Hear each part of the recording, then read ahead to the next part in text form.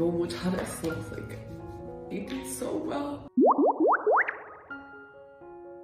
전 세계를 뒤흔든 K-팝 애니메이션. 이름하여 K-팝 데몬 헌터스. 그 중에서도 세계가 주목한 이름, 이제 K-팝의 새로운 역사. 그녀는 이제 K-팝 데몬 헌터스 신드롬의 중심에서 전 세계를 뒤흔들고 있습니다. SNL과 지미 펠런 쇼를 뜨겁게 달군 그 무대 이후 마침내 그녀가 돌아왔습니다. 대한민국의 땅을 밟은 바로 그 순간 팬들의 기대감이 더욱 집중되고 있는데요. 지난 13일 KBS 쿨 FM 이은지의 가요광장 생방송 스튜디오에 출연했습니다. 그녀가 등장하자 스튜디오 앞거리는 열광의 도가니로 변했습니다. 선글라스도 마스크도 없이 당당하게 나타난 그녀. 그 어떤 장식도 필요 없었습니다. 그냥 이제라는 이름 하나로 충분했죠. 이게 바로 진짜 K 아이콘이다. 팬들을 위해 작은 사인회도 열어준 그녀. 그녀의 미소는 수많은 카메라 렌즈를 통해 전 세계로 퍼져나갔습니다. 방송 시작 직전 스튜디오 안팎은 긴장과 설렘으로 가득 찼습니다. 조용히 숨을 고르던 그녀의 눈빛엔 무대를 향한 열정과 대한민국 아티스트의 자부심이 빛나고 있었습니다. 팬들은 이 영상을 보고 이런 반응을 보였습니다. 선글라스도 없고 마스크도 없이 나타난 그녀는 진짜 아이돌이다. 지미 펠런 무대 뒤 울먹이던 그녀들 겸손함 속에 숨겨진 진짜 노력, 그 모든 시간들이 오늘의 이제를 만들었다. 그래서 지금 전 세계가 그들을 사랑한다. 더 이상 숨지 않아. 난 태어난 그대로 빛날 거야. 그 노랫말처럼 이제 그녀는 진짜로 세상 위에 섰다. 숨김없는 자신으로 빛내고 있어. 스포티파이에서 울려 퍼지는 그녀의 목소리. 세상이 주목하기 전 이미 우리는 알았다. 이제 남은 건 그래미와 오스카뿐. 부스 안, 이제와 DJ 이은지가 마주 앉았습니다. 이제는 DJ 이은지의 동작을 따라하는데요. 수줍게 웃으며 팔을 흔드는 이제. K-팝 스타답게 전혀 긴장한 표정 없이 이 자리를 즐기고 있습니다. 얼마나 기다렸던 시간이었을까요? 연습생 시절 간절히 꿈꾸던 대중들 앞에서 당당히 빛나는 그 순간, 그 무대 위에 마침내 그녀가 섰습니다. 그리고 이번 한국 방문은 단순한 스케줄이 아니라 그녀 인생의 새로운 장을 여는 순간이었습니다. 노래와 안무로 악령을 퇴치하는 걸그룹 헌트릭스, 그리고 저승사자 아이돌 사자보이즈의 대결. 이 애니메이션을 본 사람이라면 모두가 한 곡에 빠지게 됩니다. 바로 영화의 주제곡 골든, 그 폭발적인 사운드 그리고 감정의 파도. 이 노래 하나로 전 세계가 흔들렸습니다. 그리고 이 폭발적인 곡을 만든 주인공, 한국계 미국인 김은재. 무대 위에 선 이제로 불립니다. 그녀의 이름은 이제 K-팝을 넘어 글로벌 OST 시장에서도 울려 퍼지고 있습니다. 할리우드도 일본도 주목한 바로 그 이름. 이제의 음악은 한국의 감성을 품고 세계를 사로잡고 있었습니다. 그 폭발적인 멜로디는 전 세계 음원 차트를 뒤흔들며 한국 음악의 위상을 또 한 번 증명했습니다. 2025년 9월 기준 캐대언 OST는 스포티파이 글로벌 차트 1위, 빌보드 글로벌 202위, 그리고 여러 나라에서 1위를 기록하며 그야말로 세계를 장악했습니다. 그리고 그 뜨거운 흐름의 중심에는 저승사자 아이돌 사자보이즈의 유어 아이돌도 있었습니다. 묵직한 베이스와 강렬한 리듬, 그리고 죽음과 구원을 오가는 가사로 이 곡은 전 세계 팬들의 플레이리스트를 장악했습니다.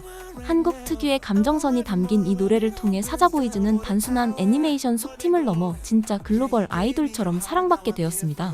하지만 이 놀라운 성공의 주인공은 처음부터 작곡가를 꿈꾸던 사람이 아니었습니다. 어린 시절, 낯선 땅에서 자라며 그녀는 외로움 속에서도 음악으로 자신을 표현했습니다. 그 외로움 속에서 피어난 음악의 씨앗, 한국의 피를 이어받은 한 젊은 여성. 바로 그녀의 목소리가 지금 세계 음악 시장을 뒤흔들고 있습니다. 조용히 그러나 뜨겁게 세상을 바꿔온 그녀의 이야기를 직접 들어보시죠. Hi, I'm EJ, singer-songwriter and also singing voice of Rumi in K-pop Demon Hunters. When I was 5 or 3, my mom overheard me singing like a bunch of K-pop songs. And my uncle was like, I think she should be a singer when she grows up. And that's like kind of where it started of like my dream to become a singer. So I auditioned a bunch and like went to karaoke every day, and then I got really lucky and I got into SM. SM Entertainment is one of the biggest labels in Korea. You know, they train artists essentially. Cast a couple kids who have talent and they train them to become a K-pop idol, a singer. And so you go through really rigorous training. I was a trainee, so 2003 is when I got in. I was like around 11, all the way to after college. So I came out 2015. SM and I think we had different visions, and you know, I got dropped, and I was incredibly depressed. I mean, I was incredibly devastated. I felt like I let down 11-year-old me because I worked really, really hard. Really, it was not even kidding, blood, sweat, and tears of how much training I did. Hours of singing, hours of dancing, trying to improve. So yeah, I just felt like all that hard work went to nothing. I was just kind of drenched in this whirlwind of like doubt, self-doubt, imposter syndrome. What do I do with my life? And at that time, like I fell in love with like the underground music scene of the SoundCloud scene. I taught myself how to like produce on Ableton and make beats. And that's kind of how I like started like emoting myself through like songwriting and beats. I kind of was determined to like get better at producing.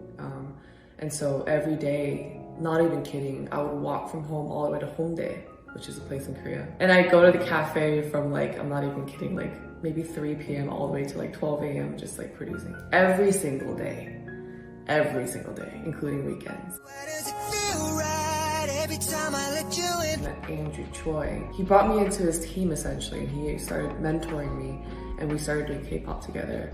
And he would bring me into SM song camps, which is so full circle. In my first SM camp back in 2017, I still remember, I wrote a song called Psycho by Red Velvet. 2 years later, that song got like, it got cut too by Red Velvet. I moved to New York at that time to start doing more pop, but COVID happened, and then that song blew up in Korea. I started, naturally writing more K-pop because of that song. I just kind of like kept writing ever since, and taught myself how to vocal produce because everything was all remote. I had to teach myself how to record myself and mix myself and all that stuff, because that's around the time I got on the project of K-pop Demon Hunters. K-pop Demon Hunters, and that is taking over social media and breaking box office and Netflix records. Making history, topping the Billboard Hot 100, the first time a female group has done that. I'm like just, I'm just so happy, like, oh, it makes me really sad. I worked really hard as a kid.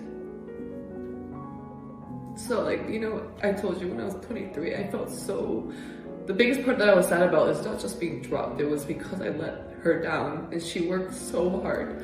The first thing I said when #1 hit was like, in Korean, like, 너무 잘했어, like, 수고했어, meaning like, you did so well, you worked so hard, good job, good job. It's kind of what I wish a lot of people could say to people, because you don't see the good part. It was like, what's the next thing? What's the next thing? Sometimes you just have to like be like, you're doing amazing. You're doing great. Good job. You worked hard. I'm just really grateful that I was able to carry that dream to some level. I'm happy I could make her proud, because that was my biggest regret. Like, it's an understatement. Like, I just feel so grateful and honored to even have that. Even like say fans. That's so odd that I can say fans.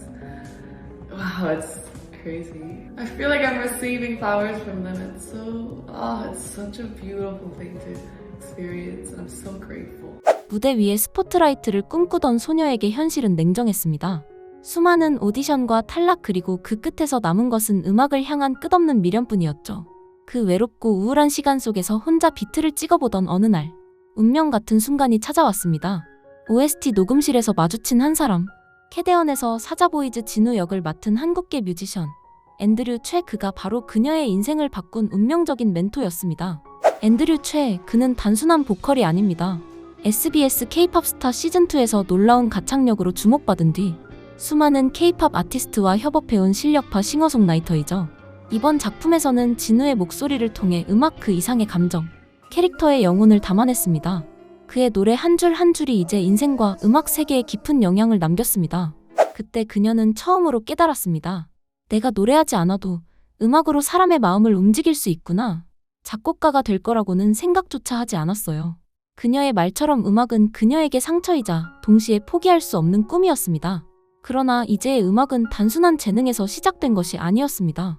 그녀의 첫 번째 꿈은 음악 치료사였습니다. 뉴욕대학교 티시 예술대학에서 음악산업과 심리학을 공부하며 음악으로 세상을 치유하고자 했던 소녀였습니다. 세계적인 예술 명문 뉴욕대학교 티시 예술대학은 수많은 그래미 수상자와 영화 감독, 아티스트를 배출한 이곳에서 그녀는 음악의 힘이 사람의 마음을 바꿀 수 있다는 것을 배웠습니다. 티시는 예술 분야에서 세계가 인정한 명문 대학입니다.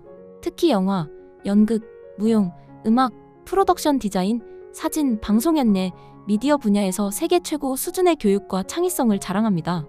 졸업생 중에는 마틴 스코세이지, 레이디 가가, 애덤 샌들러, 저스틴 팀버레이크, 앤드류 가필드, 스파이크 리, 레이첼 블룸 등 세계적인 예술가와 배우들이 이름을 올리고 있습니다. 뉴욕대학교 티시 예술대학은 예술로 세상을 움직이는 학교입니다. 그 따뜻한 꿈이 이제는 전 세계의 마음을 울리는 선율로 자라난 것입니다. 그 따뜻한 마음은 지금도 그녀의 음악에 고스란히 담겨 있습니다. 이제는 말합니다. 저는 인기를 얻기보단 음악으로 누군가의 마음을 치료하고 싶어요. 그녀는 여전히 자신감이 많지 않다고 말하지만 그 이름처럼 이제는 스스로에게 말합니다. 이제 조금 자신감이 생겼다고. 그녀는 이제 새로운 목표를 향해 달리고 있습니다. 그녀가 꿈꾸는 무대는 바로 세계의 중심입니다. 그리고 그 꿈은 그녀의 목소리로 이미 시작되고 있습니다. 언젠가 작곡가로서 미국의 그래미상을 받고 싶어요. 아시안 아메리칸도 이런 상을 받을 수 있다는 걸 보여주고 싶어요. 그녀의 겸손한 미소 뒤엔 음악으로 세상을 바꾸고 싶은 거대한 꿈이 숨겨져 있습니다. 지금 그녀의 목소리와 음악은 한국의 자부심이자 전 세계를 하나로 묶는 에너지가 되었습니다. 한국계 아티스트 이제 그녀의 여정은 이제 막 시작됐습니다. 그리고 우리는 알고 있습니다. 그녀가 만든 다음 노래가 또 한 번 세상을 울릴 거라는 것을. 저는 사실에 기반해 해외 반응을 알려드리는 유튜버입니다. 거짓이 판치는 유튜브에서 사실을 알고 싶으시다면 구독과 좋아요, 알림 설정을 부탁드리고요. 저는 다음 영상으로 찾아오겠습니다. 영상을 시청해주셔서 감사드립니다.